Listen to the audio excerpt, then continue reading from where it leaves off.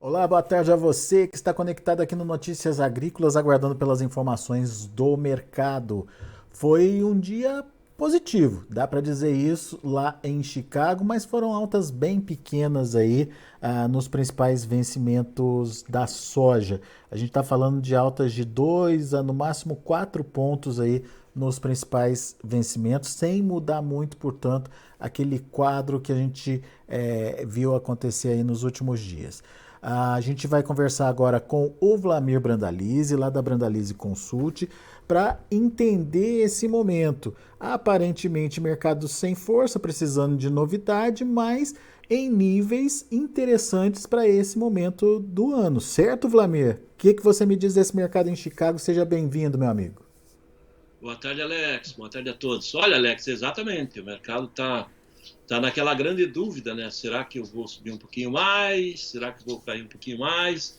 Recuar aí? Só que quando ele chega aí perto do 14, né? Um pouco acima do 14, ele vê que ele não tá com suporte bom ali. E quando ele tenta ir para o lado do 14,50, veja que ele está bem justo as bandas de operação do momento, né, Alex?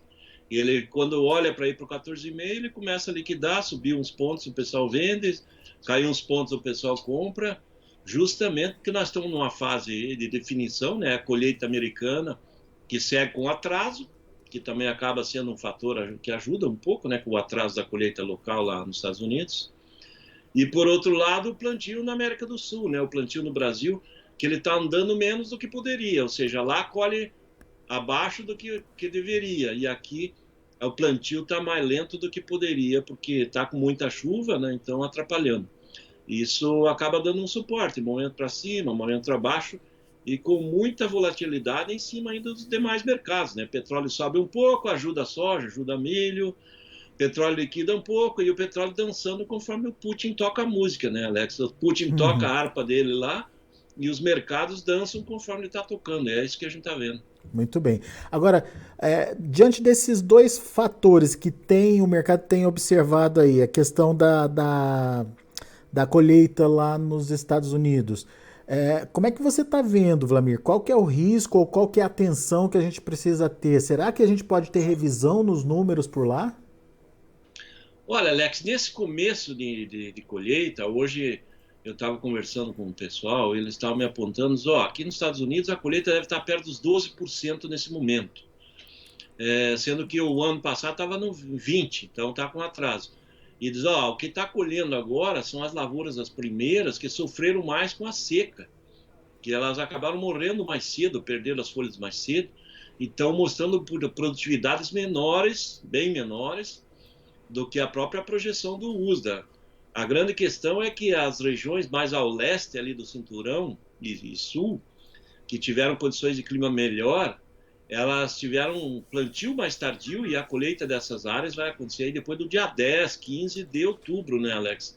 E essas lavouras provavelmente vão vir com condições melhores, produtividades maiores. Aí eu acho que as lavouras que estão nessa condição, desde ali do sul, do meio de Iowa para baixo, e todo na parte de Illinois, Indiana, são lavouras que vão dar produtividades melhores do que as Dakotas ali, norte de Iowa, a própria Minnesota, né, que está em colheita e está com uma condição inferior nessas primeiras lavouras. Eu acho que depois, no andar da safra, vai andar muito perto do que o USDA apontou. E eu acho que talvez fique perto de 609 milhões de toneladas. Eu acho que ó, as perdas maiores poderiam ter ocorrido se nós tivéssemos geadas mais fortes essa semana. Como agora passou, teve geada leve em locais ali que não teve grandes perdas, porque esfriou bastante essa semana lá também.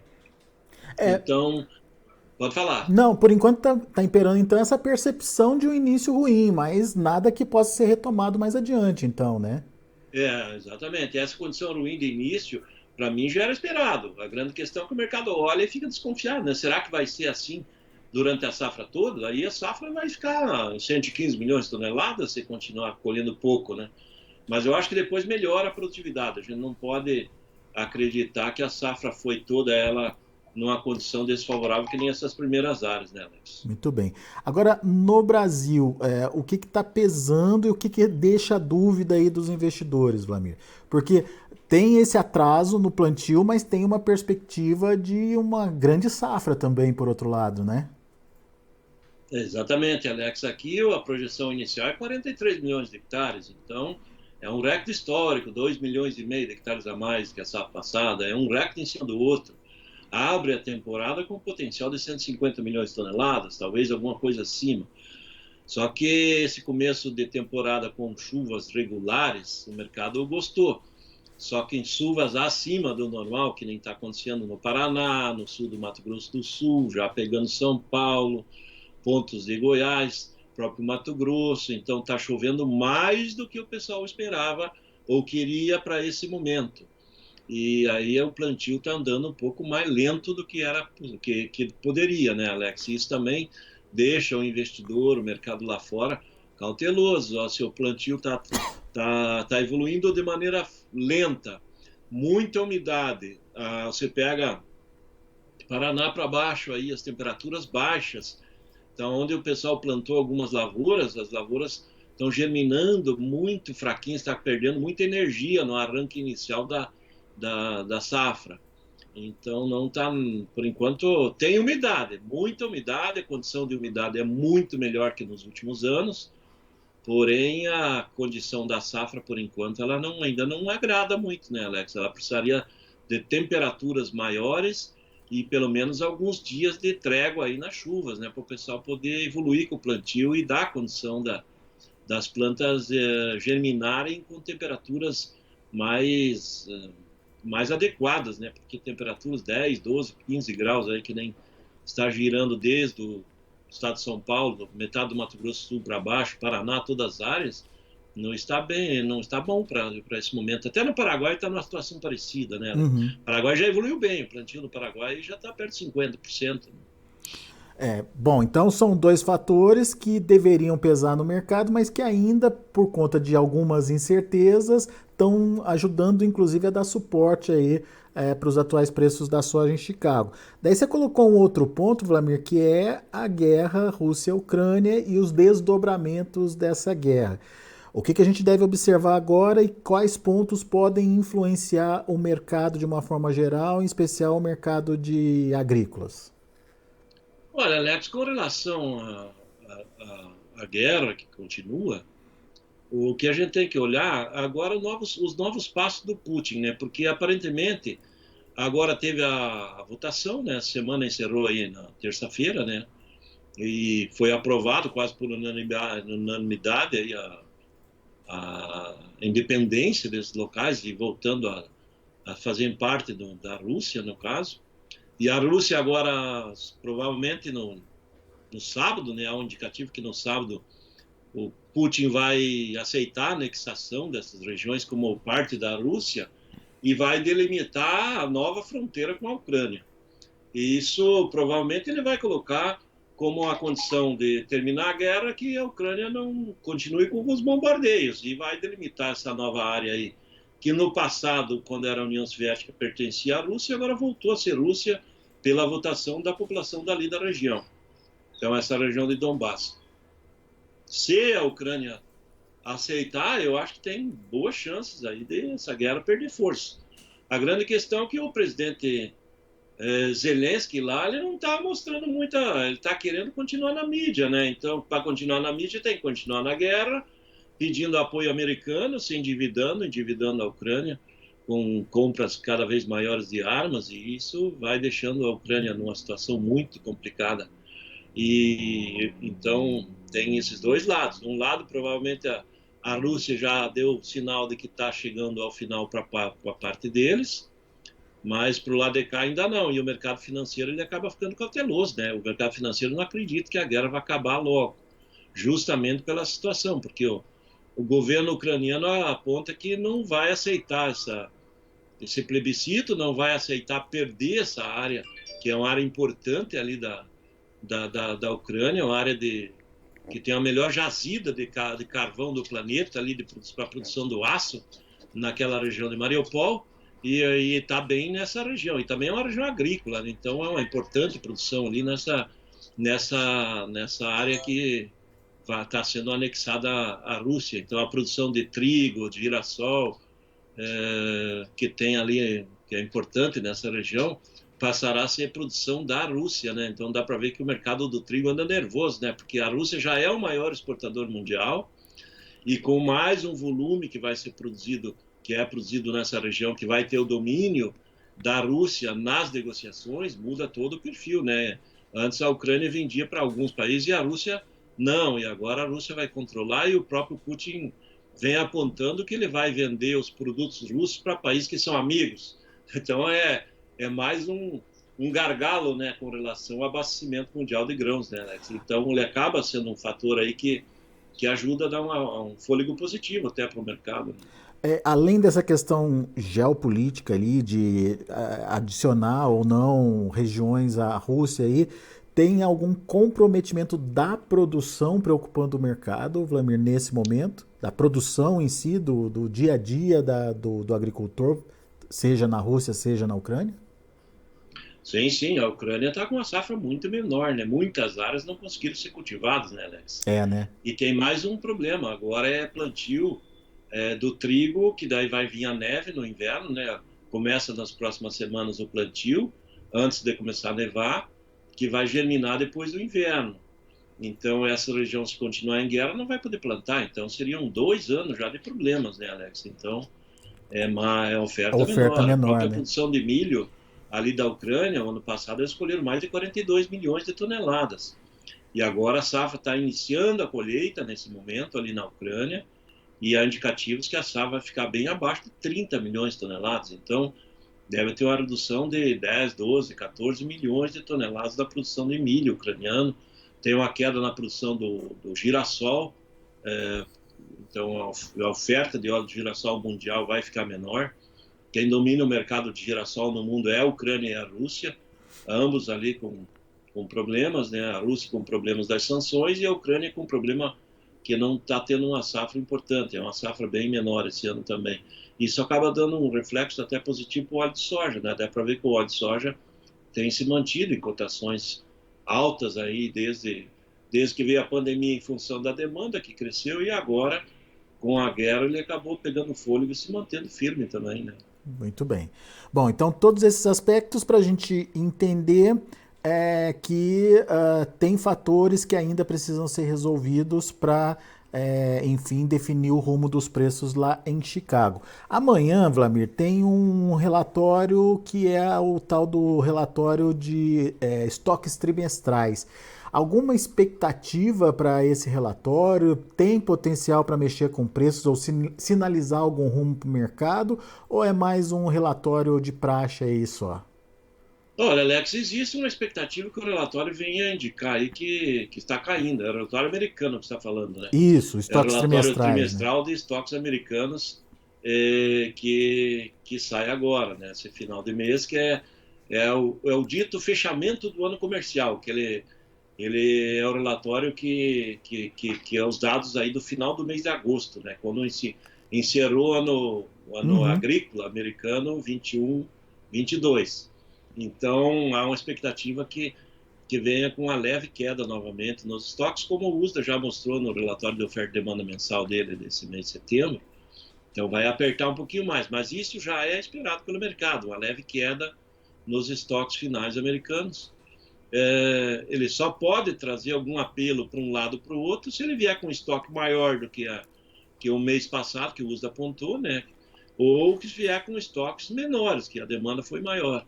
Mas eu acho que não tem muito o que mudar, não, porque senão o mercado ele já começa a sentir, né? O estoque se sabe, as empresas acompanham os volumes que estão na mão de cada um, do que vendeu, do que esmagou, do que exportou.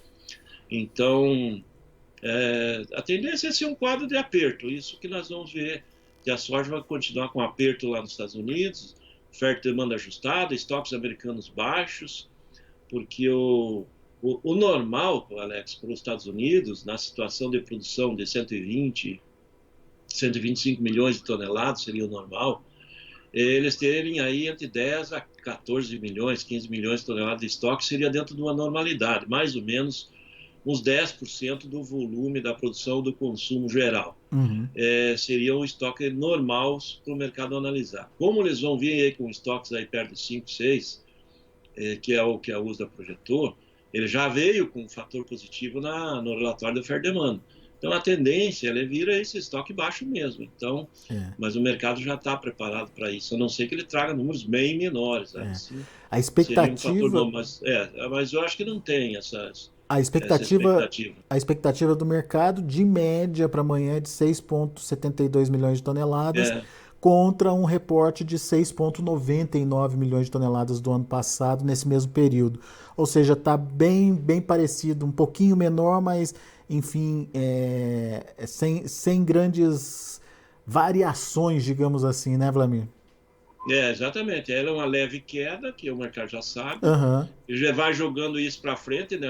Já projeta o estoque do final de agosto do ano que vem, que é o da safra que eles vão colher agora, que estão colhendo.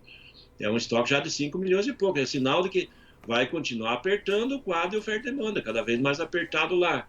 Então, que nem eu citei, o ideal era eles terem 10, 12 milhões de toneladas de estoque para ser um quadro de oferta e demanda normal. Eles vão estar com metade praticamente. Então, isso é sinal bom para as cotações, né? Por isso que o mercado está agarrando aí nos 14 dólares, tentando ficar um pouco acima, porque não está sobrando soja. Essa é a notícia, não está sobrando soja lá. E aqui está vendendo bem na exportação e na demanda, nós tivemos quebra, então não está sobrando aqui nem lá. Então, os dois maiores não tem só soja sobrando, então não tem muita expectativa de mercado debandando na linha de baixista em Chicago, né, Alex? Não tem soja, né? Soja é muito escassa. E a soja que tem estoque hoje no mercado global está na China, né? Não está aqui nem está lá nos Estados Unidos. E você estava me contando, Vlamir, que para o Brasil o dólar acabou ajudando até a incrementar um pouquinho mais a exportação por aqui. Exportação chega a ser até mais firme do que a demanda interna, é isso mesmo? Exatamente, Alex. A exportação está girando mais nessas últimas semanas, porque a indústria reclama que a margem de esmagamento do farelo e óleo aqui está muito apertada. E algumas até estão diminuindo a produção, o esmagamento, ou algumas até parando, justamente porque a demanda de óleo no mercado doméstico está muito lenta, ainda não recuperou, né? Porque ela perdeu muita demanda em função de que o óleo teve uma disparada de preços e o consumidor chegou a pagar aí 14, 15 reais um frasco de óleo no supermercado. E agora que o óleo voltou a 6, 7, 8 reais, praticamente metade do pico de valores, ele ainda não retomou a demanda, né, efetiva. Então a indústria reclama disso, demanda interna ainda reprimida. Outro fator, o setor de ração, está levando da mão para a boca, né? Ele não está comprando farelo para formar estoque, porque sabe que tem estoque, tem safra esse ano, tem soja, o produtor está vendendo escalonadamente, então não há um temor de escassez. E com isso, a demanda doméstica lenta, a indústria paga menos que a exportação. Por exemplo, hoje a exportação pagaram na faixa, aí teve negócio da faixa de 190 nos portos, até 192 aí no novembro, enquanto a indústria apontando de 186, 188 na indústria. Então, o pessoal que está saindo do negócio, o produtor vendendo um pouco para fazer dinheiro, fazer caixa para tocar o plantio, né? Normal vender no momento do plantio, é comum o pessoal vender um pouco de soja. Ele está saindo mais para a exportação do que efetivamente para o mercado de indústria, demanda local, né? Essa semana você tem ideia de quanto já foi negociado aí de soja? Olha, essa semana ela está um pouco mais lenta que semana passada. Semana passada, pelas nossas avaliações, teve mais ou menos 1 milhão de toneladas negociadas. Essa semana nós estamos aí acompanhando, está na ordem de umas 500 mil toneladas negociadas a nível do Brasil. Isso vai dando sinal que ainda tem muita soja, tem umas 30 e poucos milhões de toneladas de soja para negociar. Isso para uma demanda doméstica de agora até janeiro de 15, 16 milhões de toneladas, ainda tem muita soja para o mercado interno e para exportar, né? Ainda tem bom volume de soja.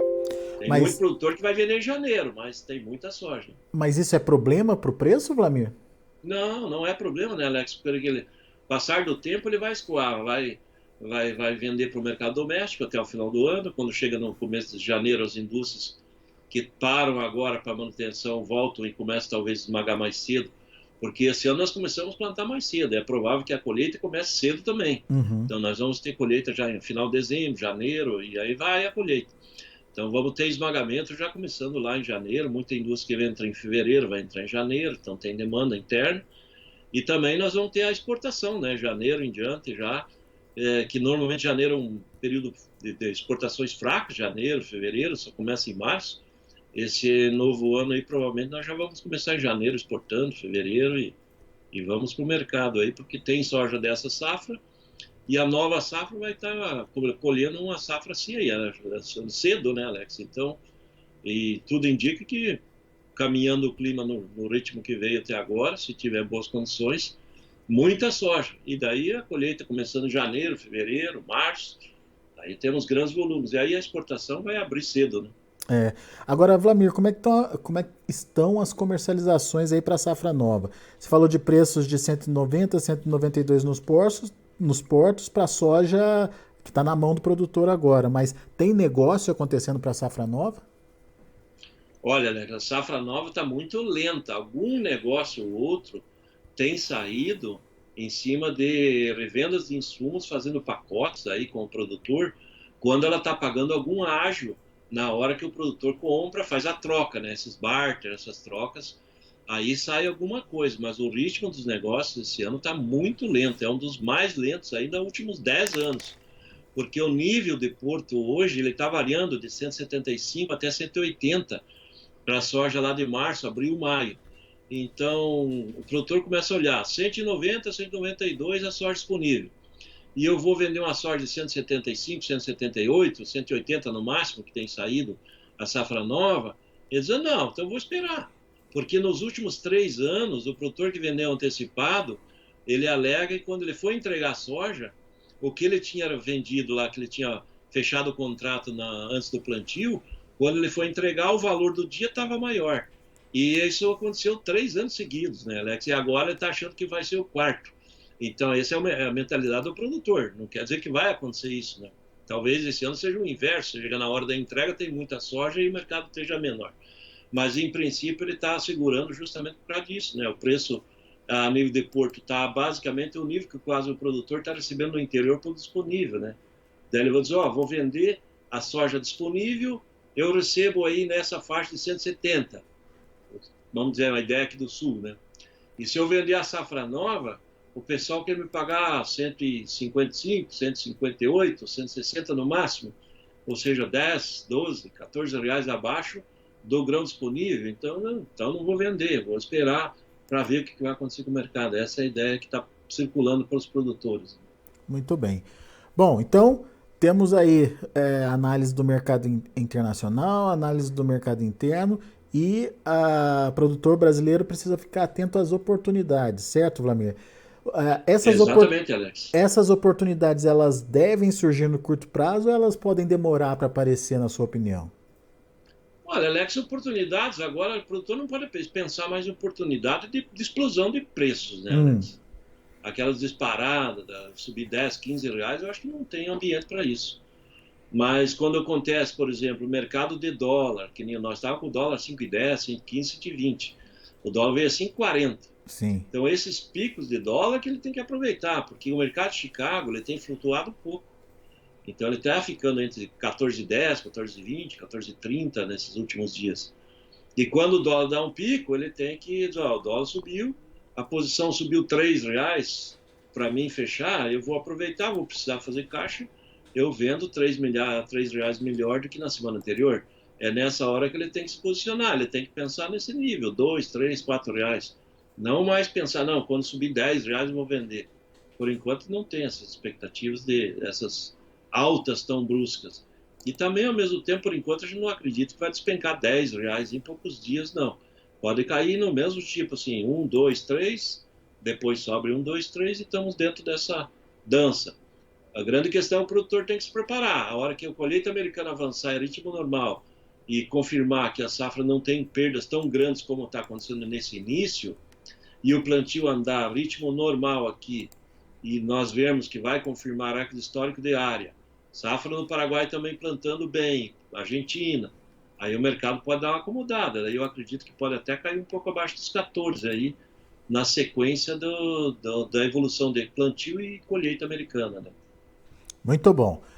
Vlamir Brandalize, meu amigo, obrigado mais uma vez por estar aqui com a gente, nos ajudar a entender o mercado e principalmente traçar cenários aí que ajudam o produtor a definir a sua estratégia. Volte sempre, Vlamir. É isso aí, Alex. Obrigado, uma boa tarde a todos.